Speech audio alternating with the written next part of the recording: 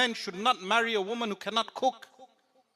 If they are demanding a high dowry from you, these high dowries, 60,000, 70,000, 80,000 dowries, do not come to me for the talaq from 6 months down the line.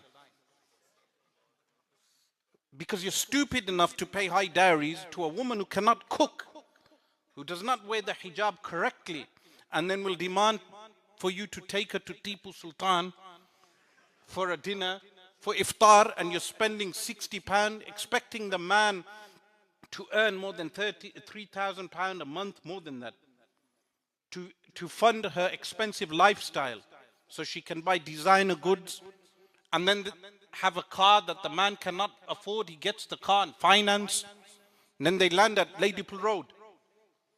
And then what happens? They eat and behave like animals by throwing the rubbish on the road. This is what happens. They throw the rubbish on the road.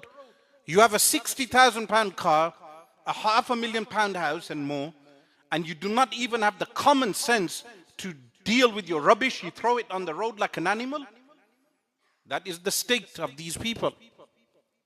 And then they make Ramadan and iftar and Eid into fashion shows. On Eid, when they have the fair, and then the person goes out with all his family and they're throwing rubbish everywhere. Basic common sense. Drink a bottle of water, throw it on the floor. That's the behavior in the month of Ramadan. So the men have no aql, no brains, no intellect, the men, and then they marry women who are the same. As I mentioned about high dowries, that's a different issue, but they pay high dowries. Some of them hire cars, expensive cars. They're paying £10,000 a day for perhaps 5 cars which you do not even own. You fool. You do not even own the car. You're just hiring the car for £10,000. Then what happens? The wedding hall is £50,000. The catering is £20,000. Then you ask him, where are you living? I'm living on rent. You could have purchased your own house with that much money. Where's your intellect? That is the type of community we're dealing with in terms of materialistically. They've become so materialistic that they want expensive weddings, £50,000 halls. I'm telling you, young men, do not be stupid. If the in-laws want you to book a £50,000 hall, break the deal. That woman is not worth it. Because if a Sayyida Fatima radiallahu anha, the best of women, did not demand high dowries with the best of men, Sayyiduna Ali radiallahu anhu, best of people, they did not demand these type of things. Then what's the point of these fake abayas and fake hijabs and fake beards? These young men, they have beards. Even drug dealers in Birmingham now have beards. It's a fashion statement. And then you have no practicality in your deen. You have no brain. And then some of you may be wondering, how do I know all these things? Because what happens, the young men, they get married, they come to me. They have a talaq, they come to me. And then you must have heard recently, I announced I do no nikahs and no talaqs.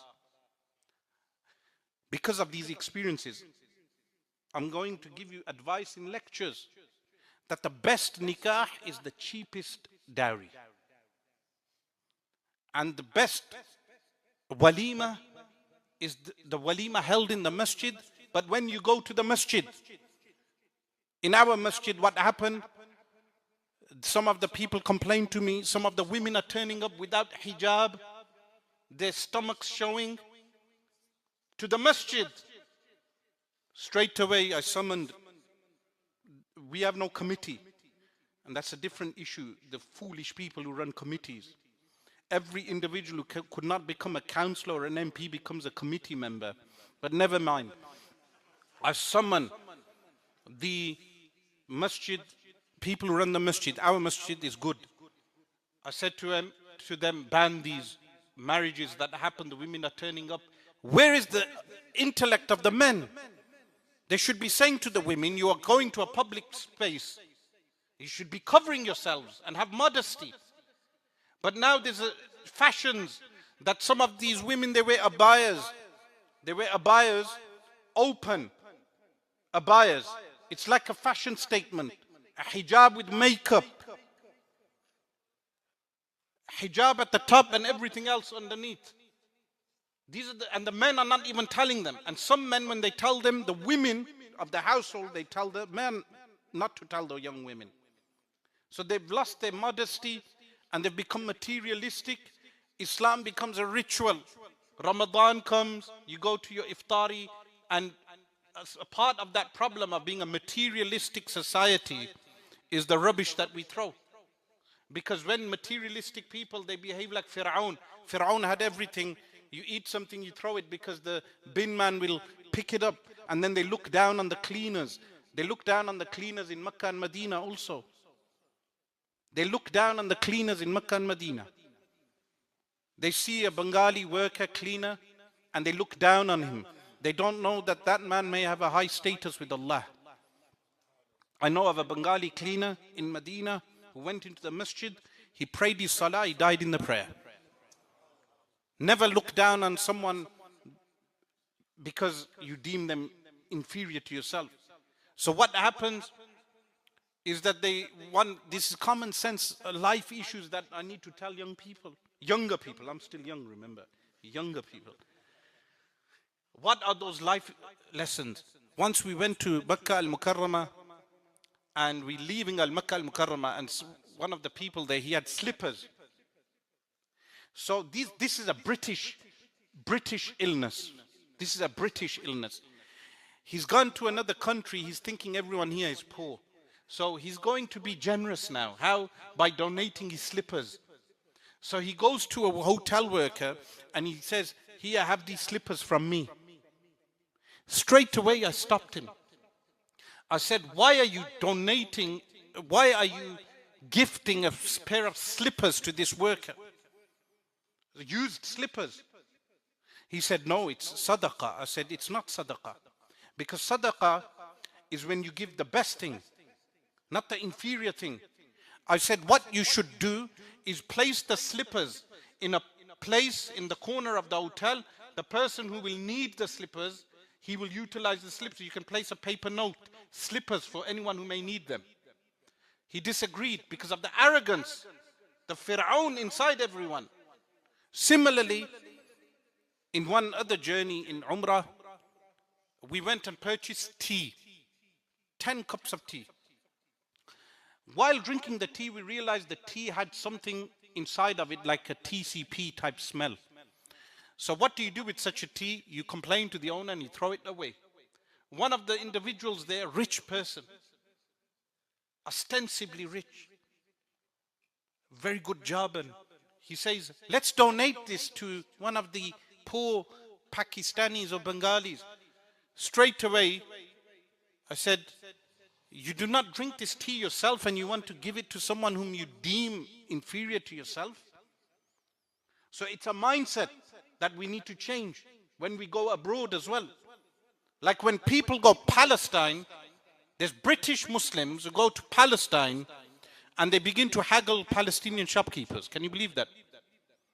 Over a pound, 50p, 3 shekels, 6 shekels.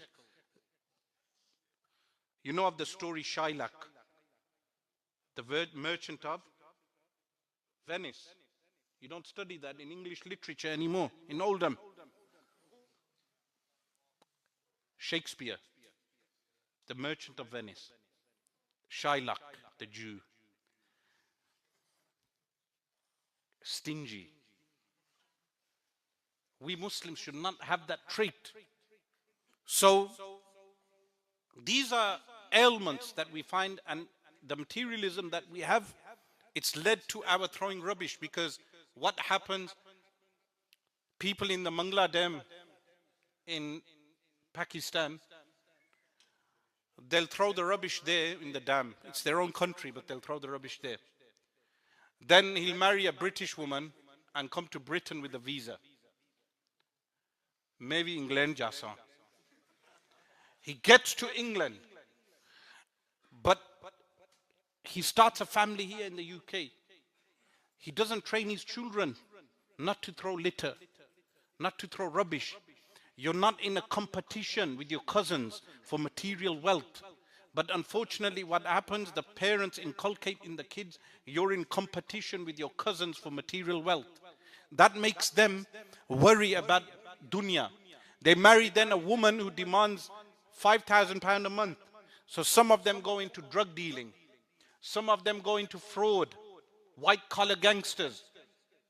They go into fraud, they go into haram income because of the demands of society, because society is making all these demands upon them. They do not realize. Some of them become stressed and then they resort to what? To drug abuse. They don't abuse the drug abuses them. They start taking the drugs because of the stress of materialistic life. A young man, his father will pressure him, you need to earn this much.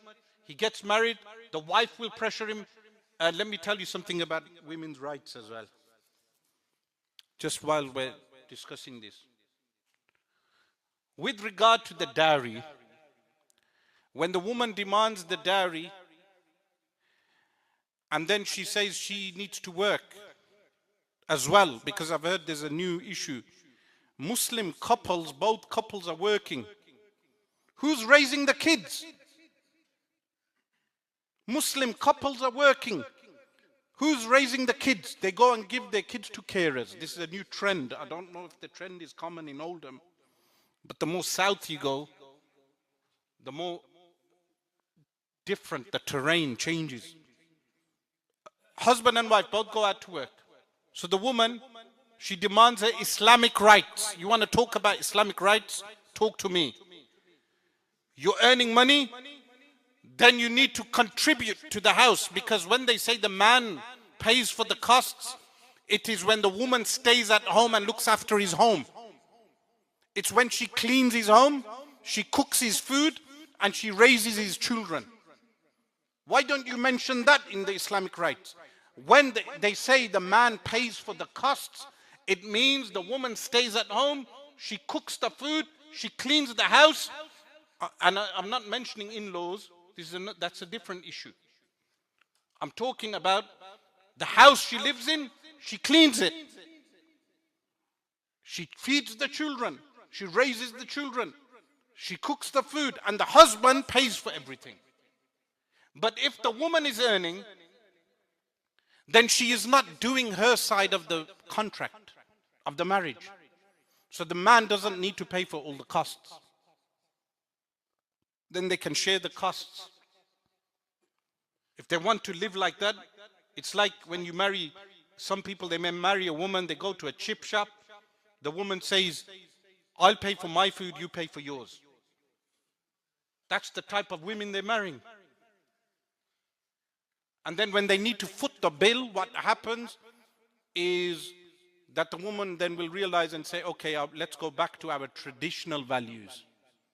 I'll stay at home, I'll raise the kids, I'll clean the house, I'll obey my husband in good things, and the husband gives her rights, which is paying for the maintenance. He doesn't beat her.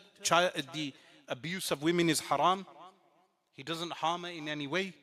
She has rights as well. And then there's this new trend.